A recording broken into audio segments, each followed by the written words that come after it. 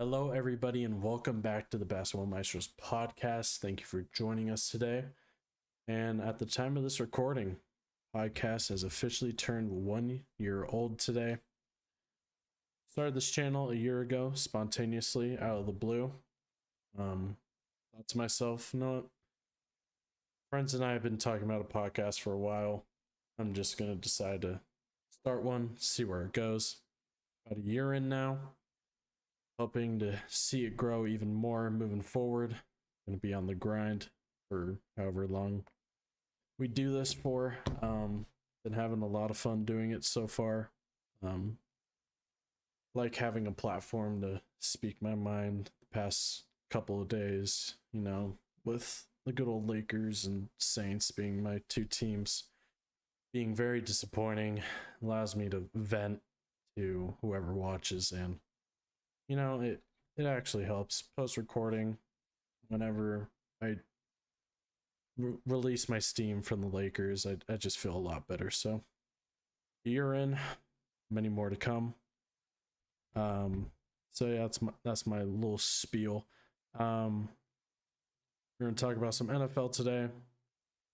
What's a show without talking about the Lakers? So we'll talk about them. And once again, at the time of this recording, still winless.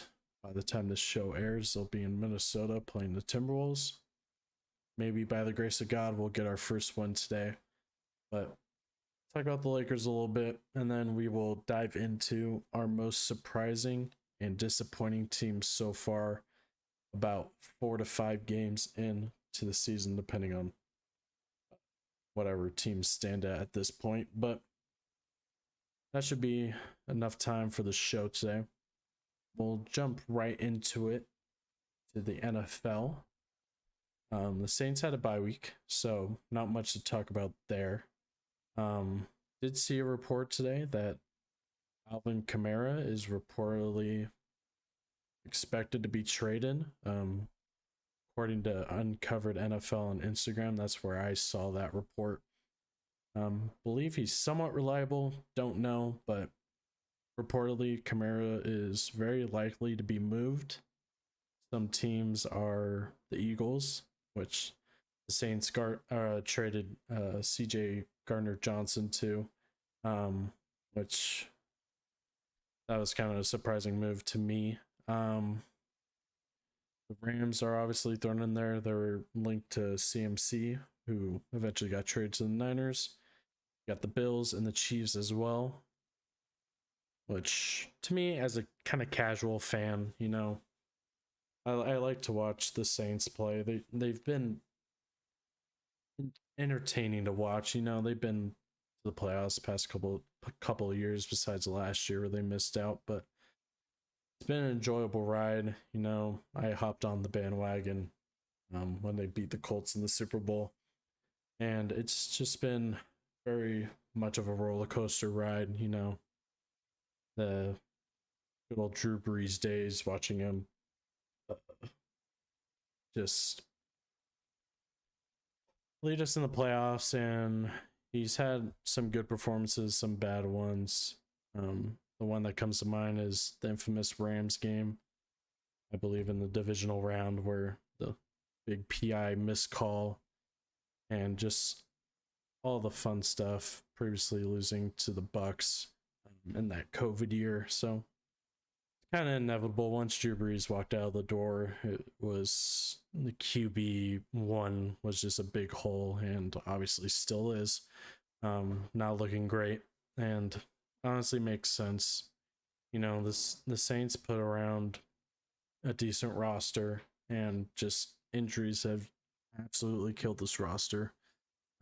Michael Thomas came back, he looked pretty good, of course got injured. Olave looked good, got injured. Lattimore has been decent ever since he came into the league. He's been pretty good. He's been injured. Jarvis looked good week 1. He's injured. So just a lot of injured players, and obviously Jameis injured as well. So just all the guys on your offense, which has kind of been the struggling side of the ball, has just not found any continuity at all. So just see Kamara on the block. We'll see if he actually gets traded. Would not be surprised. The Saints being 2-5, playing the Raiders this week. And that'll be an interesting game. We'll see who plays and who doesn't. But coming off a very rough game in Arizona, be interesting to see how they perform back home against Oakland. But their schedule, I've said it multiple times, isn't very forgiving, and makes sense to blow it up. Just all I ask for is just get a good high draft pick this year. Don't know who has high draft picks amongst the suitors for Kamara, but all I ask for is just good compensation back for whoever we decide to trade and at least have a promising young future. So Saints heading into post bye week. We'll see how they perform. Said it that I'm coming in with very low expectations for the rest of the year, and I guess I'm gonna be bracing for a rebuild in the coming years. So we'll see how loyal I am come these next couple of years. Yeah, so the Raiders side of things beat Houston. Very expected, but a little scary there in the first half. That's kind of what I kind of want to get into is just the slowness that the Raiders kind of have for some reason when it's not big games. Um, I mean, Jacobs just again over 140 yards for the third straight week in a row. Really happy to kind of see that he's still, running hard, and I'm just kind of interested to see if we can keep it up. This next game in New Orleans, we cannot afford to start off slow again for the next couple of games because since we're really bad in the first three games, we can't really mess up now. And these next two games in New Orleans and in Jacksonville, I mean, these are places that are kind of hard to win on the road. And if we start off slow like we did last week against the Texans, I mean, it's going to be hard. And that's the one thing that's been really upsetting me recently with the Raiders is just I don't know. I don't know why, it's just the inconsistency with this team. It's just I don't know if it's on McDaniels, I don't know who it's on, but I just want to see a complete game of football. And I think the only game I've seen out of that was the Bronco game, where, I mean, for a good portion of that game, you saw the Raiders being, a competitive team. And you look at the first half of Houston, it looked like we were gonna lose. I mean, couldn't stop Davis Mills, couldn't stop Damian Pierce, and I mean, it's just it was definitely. I mean, Matt kind of heard me. I was kind of gonna lose my mind if we lost this game, but um, all I'm asking is just to take care of business. We know we're a better team than the Saints. This team is injury filled right now, and I know we're missing some guys, and I know you know we don't have some of our top corners right now, but I mean they don't have anyone at their receiver Exactly. position at the moment. So I mean, we should be fine. It's just come out fast. Don't start off slow because if we start off slow, I can easily see this being a trap game. But something that's I'm kind of paying attention to is Devontae Adams apparently has the flu. Um, he has like a really well, I don't know what the report exactly said, but it just said he just has, bad case of the flu. So I hope he's been limited. I think he missed 2 straight days of practice. Um, I hope he plays because if we don't have him, Carr's already shown that he can get it done with least a less skilled receiver room. But we really kind of need Adams out there, and I hope Waller comes back this week because that would be pretty big. Um, I need him to start getting going on this run. So yeah, I mean, kind of trade news for the Raiders. Nothing too big. I've just heard rumors with, Deron Payne is one of the guys we've been looking at, which would be, insane. William Jackson, get us some corner help. I really haven't seen anyone too kind of linked to the Raiders. Anyone that's been kind of like, oh yeah, the Raiders are kind of making a run at this guy. The one guy that I'm kind of interested to to see what happens with is Bradley Chubb on the Broncos. It's reported that, or it was reported that if the Broncos lose to the Jags, he can become available. So I'd be interested to see what the Raiders would have to give up to get someone like him. Um, I don't really know how it would work since we already have Chandler and Max Crosby coming off the edge. But I mean, if we can get another guy like him to help get pressure, because I mean, it's basically Max Crosby out there by himself trying to get pressure.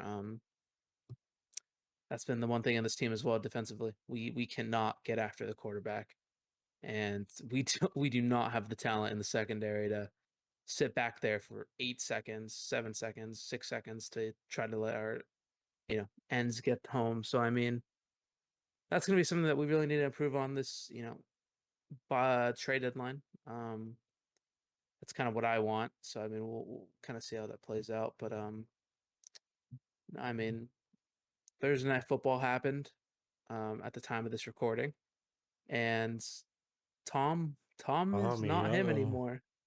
I think this is finally the year where we see, I don't I feel like I say it every year, but I mean, well, not recently, but this year, I mean, it just doesn't it's not looking like the old Brady that we're used to seeing. He does not look good, and the Bucks defense looks even worse. Like, I don't know how much of an impact Bruce Arians had on this team, but him retiring this offseason looks really bad right now. And, you know, we've already kind of seen what kind of a coach, oh my God, what's Todd Bowles has been in New York. And obviously it was not good. And we're kind of seeing the same issues here. The defense just doesn't look like they've played together ever. The offense the same. Brady just doesn't look comfortable right now. They can't run the ball. Their running game, I think, is one of the worst in the league. And I mean, injuries just keep piling up for them. So I mean, there's a world where we see this team, I wouldn't say bottom of the NFC South because the Panthers and Saints exist, but we can see a world where Brady misses the playoffs where he actually played majority of the season. And I mean, that's insane to say. And I mean, I know he's been going through a lot off the field, but I mean, it's kind of his decisions and the consequences he kind of has to live with. So I mean, something interesting to kind of keep up with, and something that I saw, Matt, which I think you're gonna find a little silly. Whoever wins between the Panthers and Falcons, Falcons this week Panthers are first. is the first in the NFC South. That's just our division is just absolutely awful this year. Holy. If you were to tell me in week 8 the Falcons or the Panthers would be leading the NFC South, I Oh don't know man. what I would do. I don't know what I would do to that individual. That has to be one of the dumbest takes I think I ever would have heard before the season. But I mean, can't sleep. Can't sleep on these teams. This year has just been crazy. I mean, Giants, Jets again, just getting it done. And Sir. I mean, there's just a lot. And it doesn't even matter what happens with the rest of the league because the Eagles, Bills, or Chiefs are winning the Super Bowl. So whatever. But yeah, that was freaking wow. I oh Tommy boy, we're gonna have to see what happens with you. But you want to know another great that I think we can go into talking about is good old Braun. Look at that transition. God, You know, good old LeBron, baby. so LA Lakers head into Denver. A lot of eyes on this game. Russ was kind of just out of nowhere reported doubtful with his hamstring, which he blamed. Don't want to get too into this, but he blamed his hamstring injury on coming off the bench, which I'm sure everybody can be on the same page on how we feel about that. Like, bro, you've been in the league for 14 years. I think coming off the bench once isn't gonna just completely destroy your body. But blamed it on that. Came into Portland. Um, you know, the infamous 30 seconds with 17 on the shot clock. Pull up for a midi. Comes out after the game, says he wants a 2-for-1 when the Lakers are legit up 1 point. And sure enough, Dame comes down, drills a three, does his Dame time celebration. It's just a great way to start your Sunday morning. And Laker fans had to sit on that for 3 days. Heading into Denver, um, energy isn't high for fans heading into that one. And Russ is listed doubtful. And it is expected that Twitter's going to blow up. Either Lakers win without Russ or Lakers don't win without Russ, because we all know how Russ stands are. If I'm going to be honest, they're one of the most brain dead stand communities I've ever seen in my life. But so, Lakers head into Denver. Energy to start the game wasn't great, I'll admit, but they were hanging around. Second quarter, 32-point second quarter. Had a nice little run at the end to tie it up at the half. And then the infamous Laker third quarter happened. Score 17 in the third. Nuggets dropped 32. And I'm going to be honest, I was gaming, but I had the Lakers on my second monitor, and I'd look over and I'd see Jokic just absolutely dominating. Bruce Brown was looking like Steph Curry out there. KCP hitting timely shots. Just, we've been saying it all comes down to shooting. Shooting. Lakers shoot 8 for 30, 26%. Nuggets shoot 9 for 34, which is only 1-3 better than us. But Nikola Jokic just absolutely took over that game. Is kind of bullying AD, if I'm going to be honest. LeBron just, see, in comparison to Russ, LeBron came out and admitted that he played bad. He had careless turnovers. He said he had careless turnovers on his part, which doesn't necessarily take away the pain of him playing bad, but at least Russ isn't a guy that comes out and says, I forget what it was. I think it was after his 0 for 11 game or whatever. He said he played solid, which, holy, that's just brainwashed. But Kendrick Nunn, don't know what happened to him. He just looks so bad. He looks awful out there. Just shooting awful. In that first quarter, when he first checked in, he had 2 really boneheaded turnovers that just led to points. Preseason looked fine, but start this season, he's just looked awful. And not too many bright spots in this game, honestly. AD looked really good, but had moments where he was grabbing his back a couple times, but still claims he's fine. So, all in all, Lakers show spurts again, but that offense is that factor that's really killing this team right now. And 0-4 setting into the eyes of 0-5, heading up to Minnesota on Friday. It's going to be interesting. Minnesota has not looked great either, getting blown out by the Spurs and losing to the Jazz. But then again, the Jazz are second in the West right now, so the Lakers have just a very interesting stretch coming up. We'll see what this team's really made of. Heading into Minnesota, I'm going to say it. We're going to get our first one in Minnesota. I think our team is going to be really fed up. We're going to come out high energy. We're going to shoot the hell out of the rock. We're going to look really good in Minnesota. You heard it here first. we're gonna get our first one in Minnesota and turn a new page. But all in all, this Laker team still looks awful. Still needs shooting, and Russ is hopeful to play in Minnesota. We'll see if he comes off the bench or not. It was reported that the Lakers could look to Austin Reeves to start and have Russ come off the bench moving forward. We'll see come game time. But also another thing, the Lakers have been interested in some guys. Terry Rozier from Charlotte. Also Josh Richardson from San Antonio.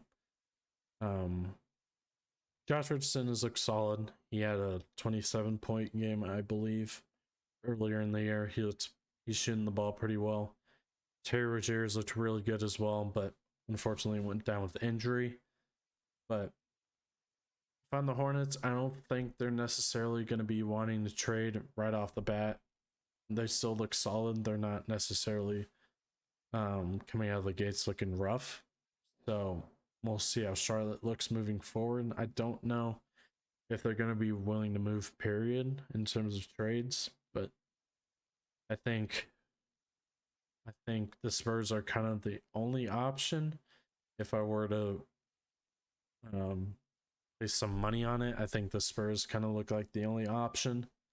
I think like a Doug McDermott, Josh Richardson, Jakob Pertl package, probably the best thing we can get right now. Two shooters, and a rim protecting big, because you can tell AD at the 5 is getting banged up already 4 games in. So even though he needs to play the 5, we need to preserve him for the time being if we even make the playoffs. So if there were a trade to be made, I think it's the Spurs one, and we'll see how it goes moving forward.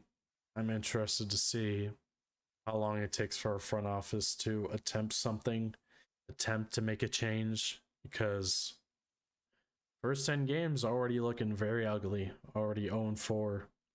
I believe we have Minnesota on Friday, go back home, Denver on Sunday, and I believe the Pelicans after that. So pretty rough 3-game stretch. We'll see how healthy the Pelicans look in LA, because Brendan Ingram and Zion were injured the last time I checked. So we'll see how that looks moving forward. But overall, just said it multiple times, the Lakers schedule is not forgiving in the beginning stages of the season. I'm just interested to see who we beat in our first game at this point, because I'm sure it'll come as some sort of surprise, because all these teams we're playing are really good. And I said at, I believe, last show that the Jazz were our penciled wins, and they're 4-1 right now. So who knows anymore? I'm not penciling in anything, even though I just did. But I think we have a high chance of winning in Minnesota, even though they'll probably definitely come back to haunt me saying that. But we just have to get a win, bro. It's the Lakers. I forget what the stat was, but I think it's like the 4th time in franchise history we started 0-4 to begin a year. So already making historical remarks in negative ways in terms of shooting and records. So if you have anything to say about the horrendous Lakers. Oh, I have a good amount to say. I was in, I have a class Wednesdays, and I was sitting in class watching this game because God knows I was not paying attention in the slightest. Um, and I am just amazed at how just bad we are. It's just it doesn't I just can't get my head around, like, wow, this team is real. Like this is a G League roster put together by a quote unquote mastermind. Like, this roster is G League worthy. It is so bad. And we've said this multiple times, but I need people to understand how bad it is. Like, I just don't think people have understood. Like, dude, this team is probably one of the worst rosters that I've seen in my lifetime. Like, dude, it is awful. Like, I'm liking how Lonnie's playing. Like, he's been a good little bright spot. But That's about Kendrick it. Nunn shooting 29% from the field? Dude, Westbrook somehow shooting worse at 28.9? 8% from three, by the way. Don't you worry, because our big, big trade for Pat Bev is working out. Yeah, he brings the energy on defense. 21% from the field. That's what else he brings. Like, I already knew Troy Brown was awful, so I mean, I don't even have to get into him. Like, we are dead last in the league by 5% shooting from beyond the arc. We're still in the 20s, OKC right? 22.3. Oh The man. Thunder and Magic are shooting better than us by 5%. Oh, don't worry, guys. We're just bad from the arc. We can't be bad at field goal percentage. We have the second worst field goal percentage in the NBA. The Rockets are shooting better than us. The Pistons are shooting better than us. The Pacers are shooting better than us. Don't worry, guys. We should be scoring points though, right? We average the second least points in the league. Don't you worry. Somehow the Clippers are last, Lost but OKC twice, by the way. Clipper Nation, baby. But we won't talk about that. But It's fine. if the I don't care. Lakers do it, oh my god. This team, I don't know why out of all the years, this is probably the year that like I've watched the most like a Laker basketball in the beginning. Like, this is awful. Like, no offense to LeBron, and he's kind of our only bright spot, but I watch him play and I have so many questions like what he was thinking in the moment. Like, the amount of pull-up threes this guy takes with like 18 seconds left on the shot clock, really, like, it pisses me off because number one, like, yeah, you've gotten better at shooting, but you're still like not a knockdown shooter, so please stop. Especially from half court. That's my biggest problem with LeBron. And obviously, I saw a stat where he leads the league in turnovers, which I mean, I don't care. Like, he's the only player that really does anything. And I mean, he, like you said, he admitted, like, yeah, he's, you know, making these bad decisions, and at least he's coming out and saying it and not, blaming anyone else, which, I'll take. We need to get a center because 80 just gets fucking. Jokic just made him his, I don't even know. He just destroyed him last night. Trying to find a different word than that good silly word. Um, just destroyed him last night. 80 cannot play center.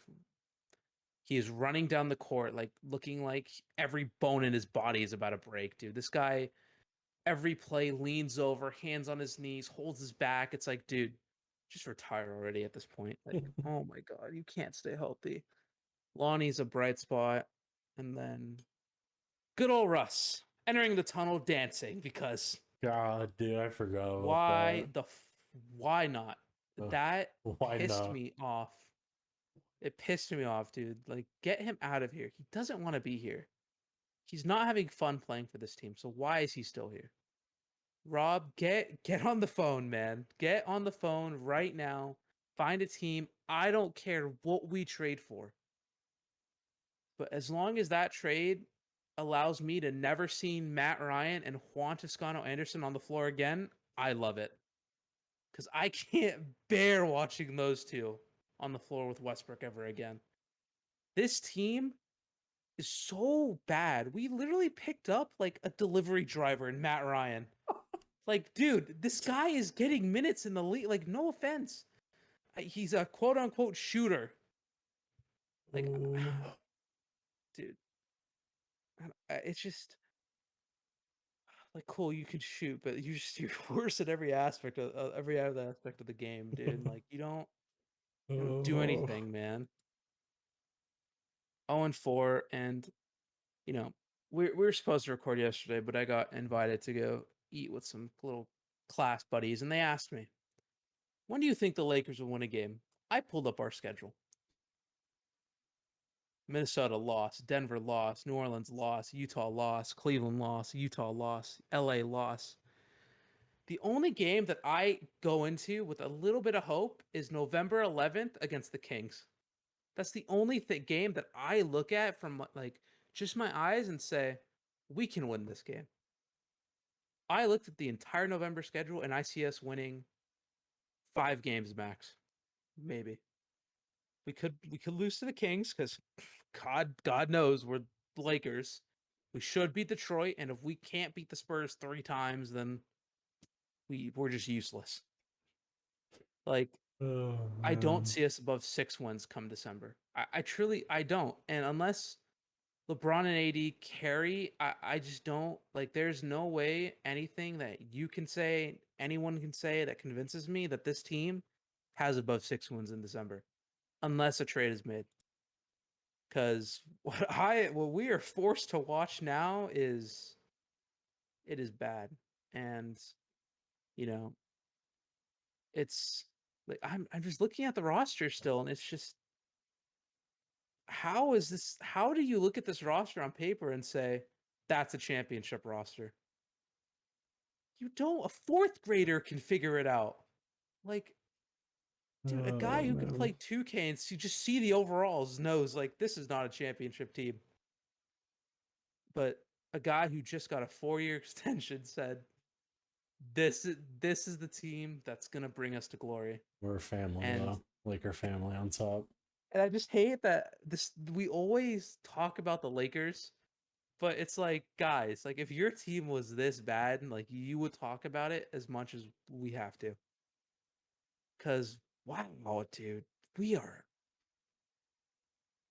That's it. That's it. I can't. Just get me on to something else. I can't think about this team. I just want to Oh, talk a little bit more. Russ, I hopped into Lakers spaces on Twitter after that Portland loss, and I think I was in there for the oh, whole duration of that Twitter space, and I think it ended like 4 hours after the game.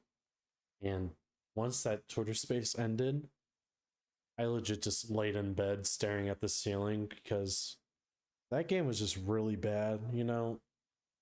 Daniel can attest. The first 2 games of the year, um, a lot of desk banging, a lot of screaming, yelling. But this one against Portland, I just suffered in silence. You know, I watched the end of the game by myself, and when I see Dame come up across half court, I knew what was coming. See him drill it straight face my TV, and once the game ended, turned off my TV, just walked away, didn't say a single word, and Laker fans were saying that Russ was sabotaging the team on purpose, which I think every Laker fan despises Russ at this point, but I didn't necessarily buy into it.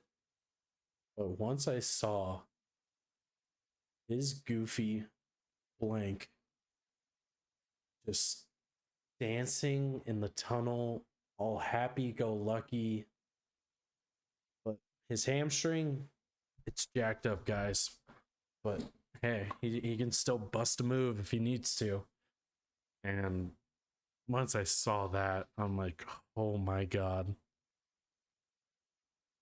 I've seen it in interviews last year.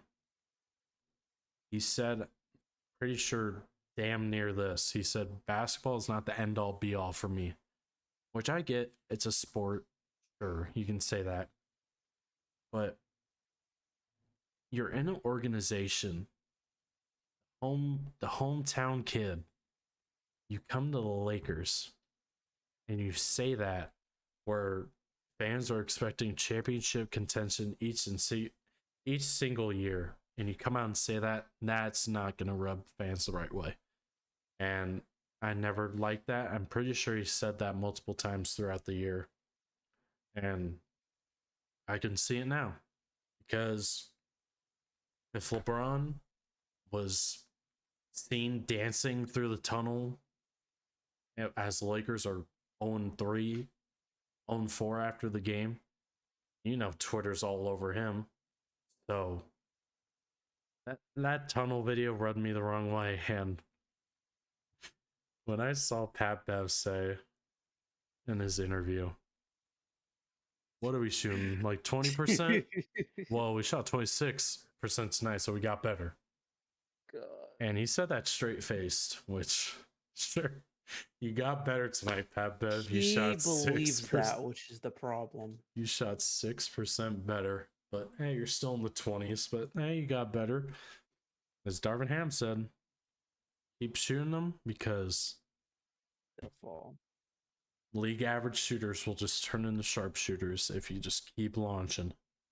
And honestly, I have to believe that we're probably top of the league. Like, we have to be at least top 10 in terms of 3-pointers attempted. Like, we haven't shot below 30, I believe, since the beginning of the season. I think the game against Denver was probably the lowest amount of threes we've taken at 30, so we're just going to keep shooting them, I guess, and just see what happens. Matt Ryan is also a funny one because whenever he drills a three on Twitter, I just see everybody saying, "That's my DoorDasher." Oh man, we're so cooked, bro. Like we're relying on a 15-man as a shooter, bro. Dude, I was watching. I was watching First Take, and I don't remember. I think it was Kendrick Perkins, and he said, Russ is a Hall of Famer, which I can get behind. I don't hate people that say that. But where he said where I was fully with him is the Lakers need to send his blank home. Send him home. He doesn't want to be there. And like, let's be honest, I fully agree. He obviously it just hasn't worked out. Just send him home so he doesn't just be a cancer for the team. Because I don't know what's happening obviously in the locker room, but it just doesn't it just from the outside looking in, it just doesn't look good. And you have a guy who, you know, I think we're down in the game and he's just sitting there, cracking jokes on the bench. Don't worry. You know, it's fine, guys. And it's just get him out. I don't want to see him. I just don't want to see his face anymore. Like, and the whole like basketball is not my only thing. Like, or not the only thing in my. And I can agree with that to an extent, but you're in a national league where it's literally your job Yeah. to play basketball. And I know, dude, my monitor keeps just turning. But and I know like they have lives, and I know like obviously it's not like life or death. Like they have to give 100% effort every play. But wouldn't you feel like Matt, if you were getting paid millions, play a sport that you'd like to try a little bit, maybe win a championship since you haven't been close to winning one in your career. Maybe try to figure it out, give it a little bit more effort. But no, I'm just gonna dance and laugh my way to 40 million this year. That's how much I'm making. Especially a guy like Russ, where in previous stops you can tell he wants to win, but like I don't know what the hell happens once he got here. Sure, yes, the fans turned on you, which good old Reggie Miller pointed out against the Clippers, or against the Warriors, whatever. Russ was averaging 18, 7, and 7. He was available. He was always there, giving his hardest. But, dude, Reggie never watches basketball, apparently. But Russ, sure, the stats on paper look amazing. If you watch every single game, I believe he was like top 3 in turnovers last year, which usually is where he's at. And you can just look up.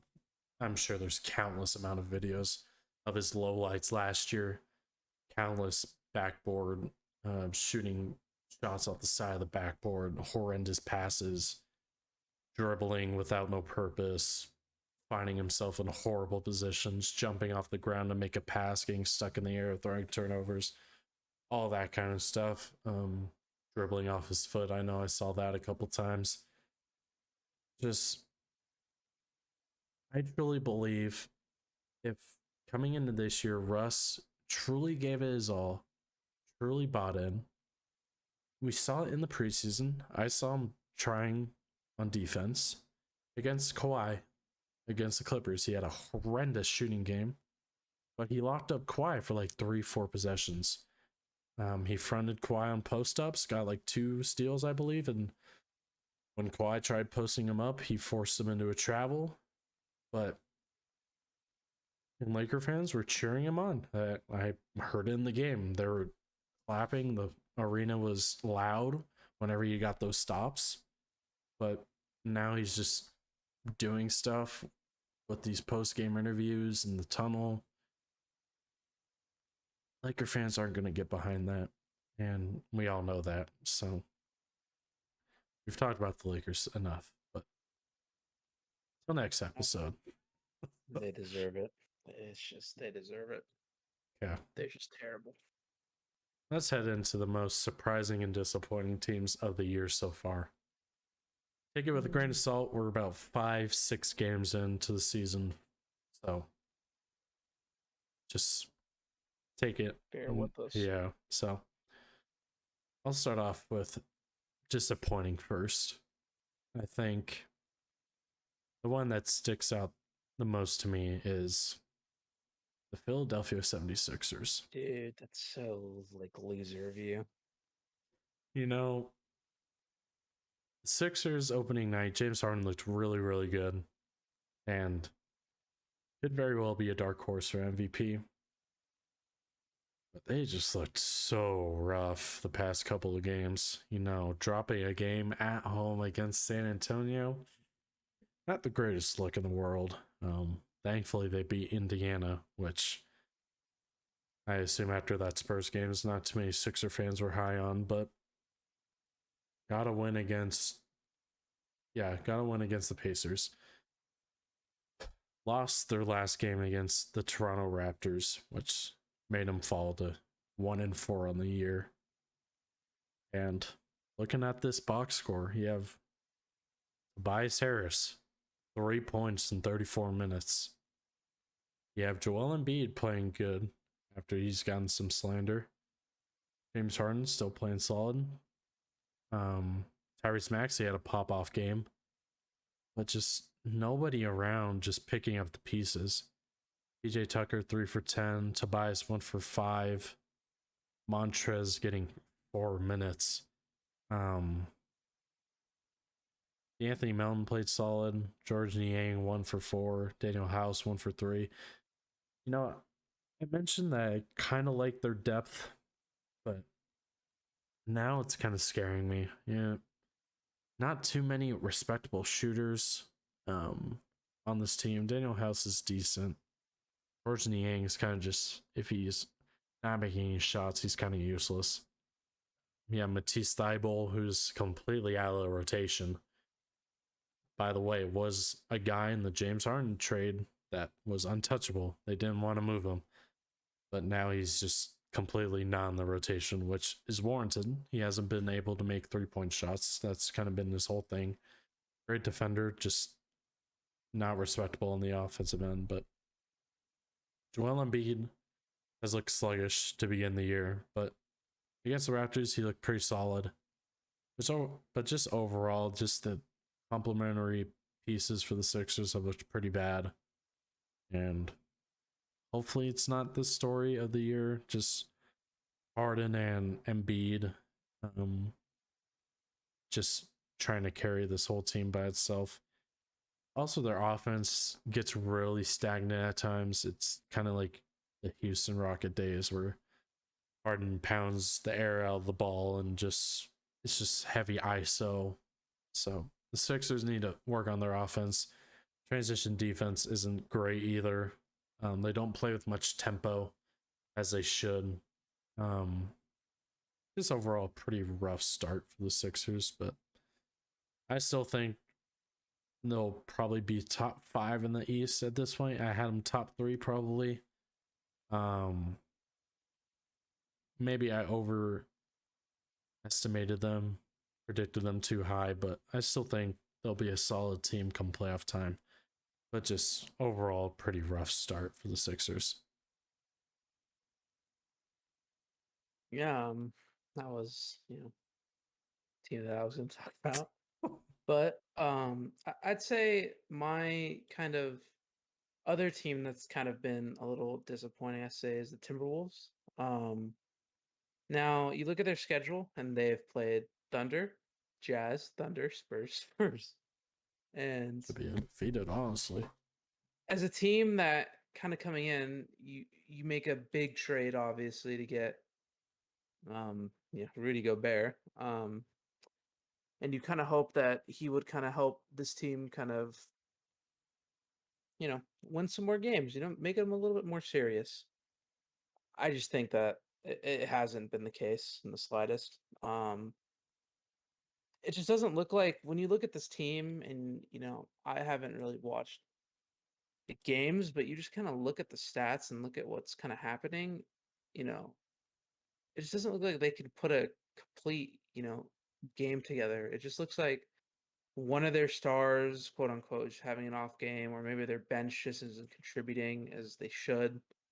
And they just haven't really been able to put a complete game together. I think Gobert's looked kind of bad in my opinion. I agree. I mean, it's just it's Gobert that it's the Gobert we're used to seeing on Utah, just somehow worse, which I don't know how that's possible. I mean, we know this guy's a rebounder. We know this guy can play defense here and there, but his offensive game just somehow got worse, and I don't know how. It just feels like it's gone worse as we go on. This guy just can't just do anything on the offensive end. And how many firsts did we trade for him? 3, 4, 5. It was and 5 his firsts for Gobert. and his contract is awful. It's really bad. I'll look up the specifics. The only guy on this team that is just him is Anthony Edwards. Damn sure. Cat Cat looks like his good old, you know, blank self. You can fill in a word there. We all know how he plays quote unquote soft, and you kind of still see it. D'Angelo's the definition of inconsistent. And this team, I mean, you look at it, I mean, it's just not looking good. I don't think that this quote unquote, you know, superstar trade that they just made is really going to work out in their favor. But with how the West is kind of looking, I mean, I can kind of see them still making the playoffs, but I don't think it's going to get them over the hump how they kind of expected. Because, like Matt said, this team should be undefeated, and where they kind of put themselves in the offseason with these moves, they wanted the win. And if I mean, I know the Jazz are playing good, I know the Spurs are playing good, but still, those are teams that they should be beating, and they just haven't been able to get the job done. But don't worry, they'll get the job done Friday. They will, they will win. But no, that's kind of been one of my disappointing teams because I like, I've said it here. I like Cat. I like, I like D'Lo. I like, that core three with Anthony Edwards, and I just don't think that Gobert is that missing piece.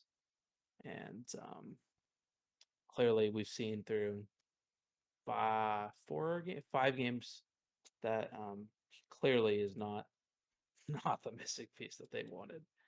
I think he's averaging 13 points and 14 rebounds. That's the Gobert that we're used to, baby. So But looking at his contract, he's making 38 this year, 41 next year, 43 the year after. In his final year of this deal, $46 million for a guy that averages 13 and 14, by the way. I think you can say it's biased, not good analysis, but Gobert is so overrated. Yes, his defense is fine, but if you go small in the Timberwolves, I've seen Cat try to play the perimeter and it looks awful. So when it comes to playoff time, I'm so interested to see how the Wolves handle small ball, because Cat having to go out on the perimeter is not a great sign for Timberwolves fans. And the game against the Utah Jazz, where it went into overtime, there was plenty of times where Gobert would get a switch and he would post up right underneath the basket, calling for the ball. Nobody would pass him the ball.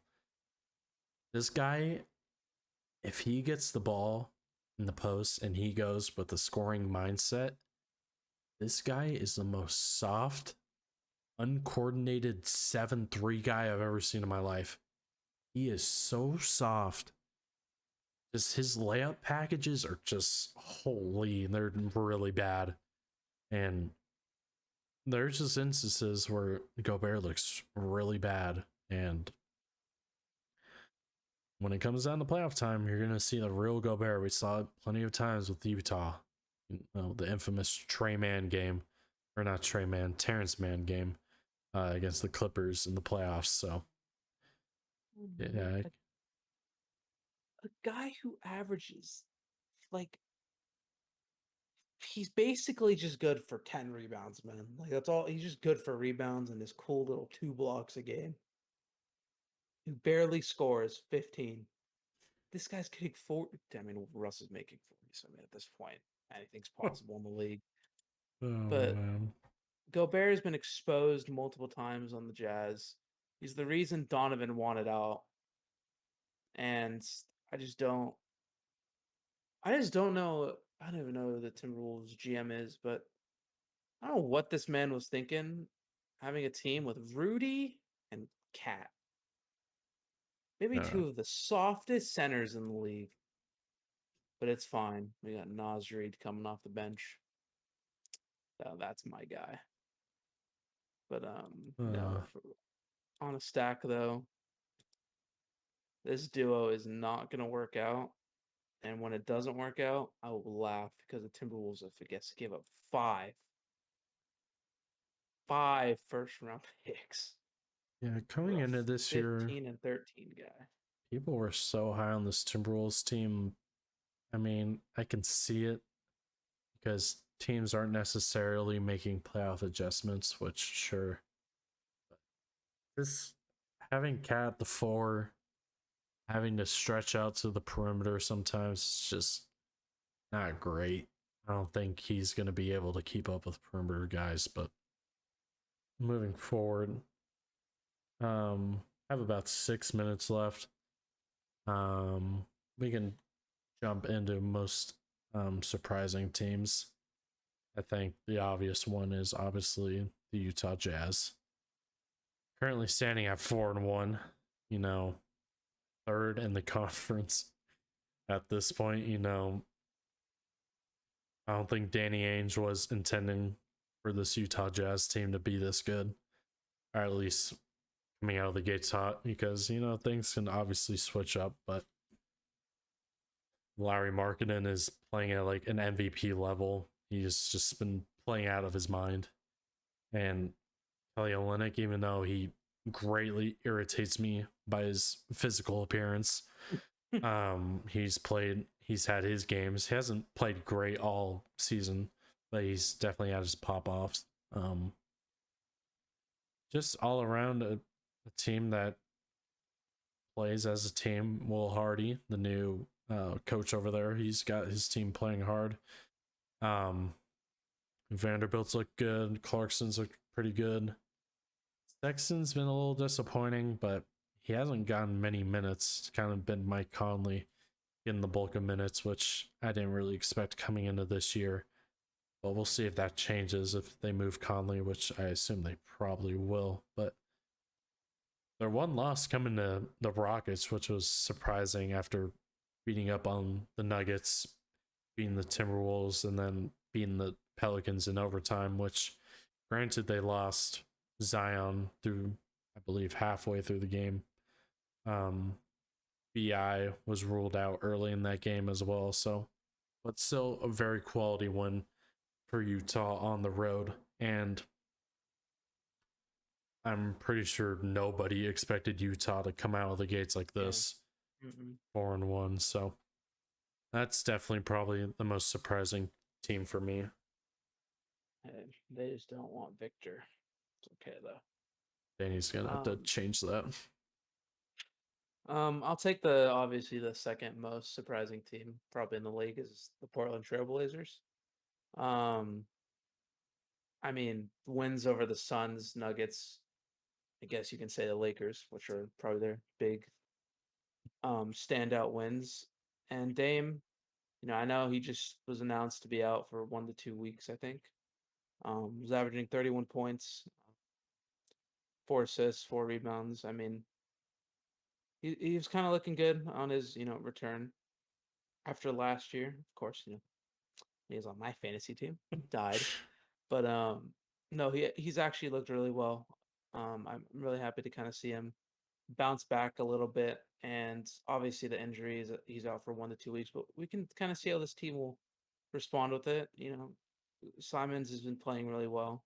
They have Jeremy Grant still good forward, and then just the depth there kind of is kind of lacking. So I mean it kind of has been Dame carrying the load a lot, but I'm kind of interested to see how this team plays without him because I want to see if they kind of keep this up, which would be kind of interesting to see. I mean, they have Houston, they have Phoenix twice when he's out, so I mean I don't know if they'll be able to kind of keep this up, and they also have Memphis. So expect a couple losses, in my opinion, coming in these next couple games. But when Dame comes back, if they can kind of find their rhythm again, I'm kind of interested to see where this team can go, especially with a lot of disappointing teams in the West this year. Obviously, with Lakers, we already knew that was going to happen.